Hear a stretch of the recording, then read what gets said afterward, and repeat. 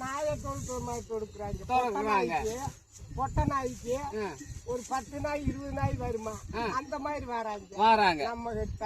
நம்ம என்ன பதில் சொல்றது? அதாவது என்னன்னா நமக்கு இந்த வயல்ல வந்தா வயல அதுல என்ன அது பாட்டுலாம் இருக்கு, வரப்ப திங்குது, இது புல்ல திங்குது, அதுக்கு என் மாடு அங்க போகுது, இது மாடு ஈரி அங்கிட்டு பத்தி போங்கடாங்கிறாங்க. ஒரு ஆளு வந்து என்ன சொல்றாங்க, இந்த ரோட்ல பத்திட்டு போக்காங்கிறாங்க. ஒரு ஆள் என்ன அது ஆட்டுக்காரங்க நம்மள மாதிரியே மேய்க்க வந்தங்க என்ன சொல்றாங்க, அவங்க வந்து நீங்க என்ன அப்படி பாக்குறீங்க அப்படிங்கிறாங்க. எல்லாம் சிரமத்தானு மேய்க்கிறோம். அடுத்து சொல்லணுமாமா, அடுத்து இப்படி எல்லாம் வைக்கிறாங்க. அந்த வைரம் கத்துக்கணும், வயக்காட்டுல மேய்க்கிறதையும் கேட்டுக்கணும். அவங்க என்னென்ன சொல்றாங்களோ அதை பூரா தட்டாமிங்கிறான், அதுக்கு கேட்க மாட்டேங்கிறாங்க. உங்களுக்கு கஷ்டம் என்னன்னே?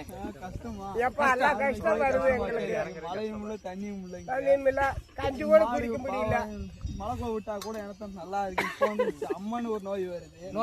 ஆமா, தம்மக்கால் நோயின்னு வருது. இதை வச்சு நாங்க என்ன செய்யறது? மழை வச்சுனா இந்த நோய் தான் கொஞ்சம் கண்ட்ரோல் ஆகும்.